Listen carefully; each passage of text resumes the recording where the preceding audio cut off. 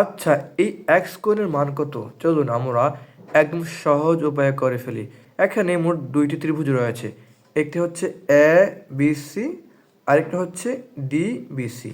A B C এর কোণ হচ্ছে, তো এ বি সি এর একটা কোণ তো এক্স, বি কোণ হচ্ছে Y plus to Z, R C কোণ হচ্ছে জেড প্লাস টু ওয়াই।